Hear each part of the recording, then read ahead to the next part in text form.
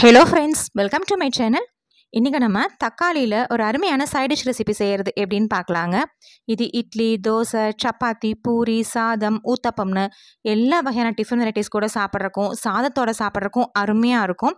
2-3 நாள் ஸ்டோர் பண்ணிக்கலாம், கெட்டும் போகாது. நம்ம எப்பவும் சாப்பிட்ற தக்காளி தொக்குலேருந்து தக்காளி ஊறுகாலேருந்து ரொம்ப வித்தியாசமாக இருக்கும். வாங்க எப்படி பண்ணுறதுன்னு பார்க்கலாம். இன்றைக்கி ஒரு 1/2 கிலோ அளவுக்கு நல்ல பழுத்த நாட்டு தக்காளி எடுத்திருக்கேங்க. தக்காளி ரொம்ப கொலன்னு இல்லாமல் கொஞ்சம் கெட்டியாக இருக்கிற மாதிரி பார்த்து எடுத்துக்கலாம். இந்த மாதிரி கொஞ்சம் கெட்டியான தக்காளியை எடுத்து வச்சுக்கோங்க. இப்போ எடுத்துருக்கிற 1/2 கிலோ நாட்டு தக்காளிக்கு 3 மீடியம் சைஸ் பெரிய வெங்காயம் எடுத்துருக்கிறேன். இந்த தக்காளிக்கு இந்த வெங்காயம் கரெக்டான ரேஷியோவாக இருக்கும். நீங்கள் நல்ல பெரிய சைஸ் பெரிய வெங்காயமாக எடுத்திங்கன்னா 2 எடுத்திங்கன்னா போதும். இப்போ நம்ம எடுத்துருக்கிற தக்காளியும் வெங்காயத்தும் நல்ல பொடியாக கட் பண்ணி எடுத்துக்கணுங்க.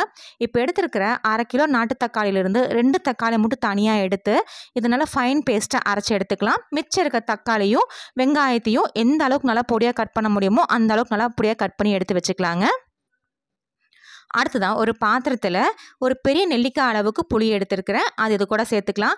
நீங்கள் எடுத்துருக்கிற தக்காளி எந்த அளவுக்கு புளிப்போ அது தகுந்த அளவுக்கு புளிப்பு சேருங்க. தக்காளி ரொம்ப புளிப்பாக இருந்தால் சின்ன நெல்லிக்காய் அளவுக்கு புளி எடுத்தால் போதும். தக்காளி மிதமான புளிப்பாக இருந்தால் கொஞ்சம் பெரிய நெல்லிக்காய் அளவுக்கு புளி எடுத்துக்கோங்க. அது கூடவே காரத்துக்காக ஒரு 8 வரமிளகாய் சேர்த்துருக்குறேன்.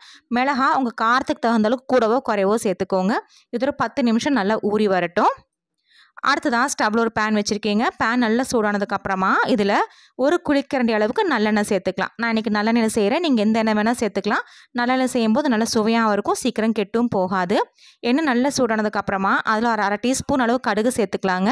கடுகு நல்லா பொரிஞ்சு வரட்டும். கடுகு பொரிஞ்சதுக்கப்புறமா ஒரு 15 வெந்தயம் சேர்த்துக்கலாம். வெந்தயம் நல்லா செவந்து வந்ததுக்கப்புறமா இது கூட ஒரு 1/2 டீஸ்பூன் அளவுக்கு சீரகம் சேர்த்துக்கிறேன். சீரகம் நல்லா பொரிஞ்சு வந்ததுக்கப்புறமா நம்ம ஏற்கனவே கட் பண்ணி வச்சுருந்த பெரிய வெங்காயம் நல்லா பொடியாக கட் பண்ணி வச்சுருந்த பெரிய வெங்காயத்தை இது கூட சேர்த்துக்கலாங்க. வெங்காயத்துக்கு கூடவே 2-3 அளவுக்கு கருவேப்பிலையும் சேர்த்துக்கிறேன். சேர்த்துட்டு இந்த வெங்காயம் நல்லா கண்ணாடி பதத்துக்கு வதங்கி வரணுங்க. அந்தளவுக்கு நல்லா வதக்கி எடுத்துக்கலாம். தேவைப்பட்டால் கொஞ்சம் உப்பு சேர்த்து வதக்கிக்கலாம். ஒரு 2-3 நிமிஷம் நல்லா வதங்கட்டும். இது வதங்குற டைமில் ஒரு மிக்சர் ஜாரில் 8-10 பல்லு பூண்டு, நல்ல பெரிய பல்லு பூண்டு 8-10 பல்லு பூண்டு சேர்த்துக்கிறேன். சின்னதாக இருந்தால் ஒரு 10-15 பல்லு பூண்டு சேர்த்துக்கோங்க. அது கூடவே மீடியம் சைஸ் இஞ்சி துண்டு ஒன்று எடுத்து சேர்த்துக்கலாங்க. அடுத்ததான் இது கூட நம்ம ஏற்கனவே ஊற வச்சுருந்த வரமிளகாயும் புளியும் அப்படியே சேர்த்துக்கலாம். அடுத்ததான் மீடியம் சைஸ் பட்டை துண்டு ஒன்று மீடியம் சைஸ் துண்டு ஒன்று சேர்த்துக்கலாம். நம்ம எடுத்துக்கிற 1/2 கிலோ தக்காளிக்கு இந்த அளவுக்கு பட்டை சேர்த்துனா போதும். ரொம்ப அதிகமாக சேர்த்துனா மசாலோட டாமினேஷன் அதிகமாக இருக்கும். அதனால் சின்ன துண்டு பட்டையாக ஒன்று சேர்த்துட்டு 2 கிராம்பு கூட ஒரே ஒரு ஏலக்காய் இது எல்லாத்தையும் சேர்த்துட்டுங்க. நம்ம புளியும் மிளகாயும் ஊற வச்சிருந்த தண்ணி இது கூட சேர்த்து நல்லா ஃபைன் பேஸ்ட்டாக அரைச்சி எடுத்துக்கலாம். இப்போ நான் பாதி அளவுக்கு தண்ணி சேர்த்துருக்குறேன். தேவைப்பட்டால் மிச்சம் இருக்கிற தண்ணியும் சேர்த்துட்டு நல்லா ஃபைன் பேஸ்ட்டாக அரைச்சி எடுத்துக்கணும். பாருங்கள், இப்போ நான் காமிச்சிருக்க மாதிரி இந்த அளவுக்கு நல்லா ஃபைன் பேஸ்ட்டாக அரைச்சி எடுத்துக்கலாம். இப்போ இதை ஓரமாக வச்சுருவோம். இப்போ பாருங்கள், வெங்காயம் நல்லா இந்த மாதிரி கண்ணாடி பதத்துக்கு வதங்கி வந்திருக்கு. இந்த அளவுக்கு நல்லா வதங்கினதுக்கப்புறமா இது கூட நம்ம அரைச்சி வச்சுருந்த புளி, வரமிளகாய், பட்டை, கிராம்பு விழுது இது கூட சேர்த்துக்கலாங்க. சேர்த்துட்டு மிக்சர் ஜாரில் ஒரு 1/4 டம்ளர் அளவுக்கு தண்ணி விட்டு அதையும் இது கூட சேர்த்துக்கிறேன். சேர்த்துட்டு இந்த விழுதை அந்த வெங்காயத்தோட நல்லா கலந்து விட்டு எடுத்துக்கலாங்க. இந்த வெங்காயத்தோட நல்லா கலந்து விட்டு எடுத்ததுக்கப்புறமா இது கூட 2-3 பிஞ்ச் அளவுக்கு மஞ்சள் தூள் சேர்த்துக்கலாம். கூடவே ஒரு 1/2 டீஸ்பூன் அளவுக்கு உப்பு இதுவும் சேர்த்துட்டு ஒரு டைம் நல்லா கலந்து விட்டு வதக்கி எடுத்துக்கலாங்க. இப்போ நம்ம எல்லாமே பச்சையாக தான் அரைச்சி சேர்த்துருக்குறோம். நம்ம சேர்த்துனா அந்த மசாலாவோட பச்சை வாசனை போகணும். அந்தளவுக்கு நல்லா கொதிக்க வச்சு எடுத்துக்கலாம். இதுக்கு ஒரு மூடி போட்டு ஒரு 5 நிமிஷம் மேலே எண்ணெய் பிரிஞ்ச அளவுக்கு கொதிச்சு வரட்டும். அதே சமயம் பச்சை வாசனையும் போயிருக்கணும். ஒரு 5 நிமிஷம் கழித்து பார்க்கலாங்க. இப்போ இது கொதிச்சிட்ருக்க டைமில் நம்ம 1/2 கிலோ தக்காளிலேருந்து 2 தக்காளி தனியாக எடுத்து வச்சோம் இல்லைங்களா, அதை மிக்சர் ஜாரில் சேர்த்து இந்த மாதிரி நல்லா ஃபைன் பேஸ்ட்டாக அரைச்சி எடுத்துக்கணும். இப்போ ஒரு 5 நிமிஷம் கழித்து ஓப்பன் பண்ணி பார்க்கலாம்.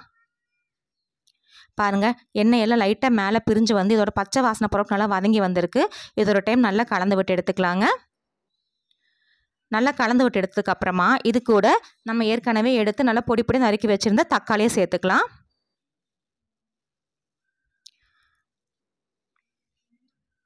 சேர்த்துட்டு இதை நம்ம ஏற்கனவே வதக்கி வச்சுருந்த மசாலாவோட நல்லா கலந்து விட்டு எடுத்துக்கலாங்க.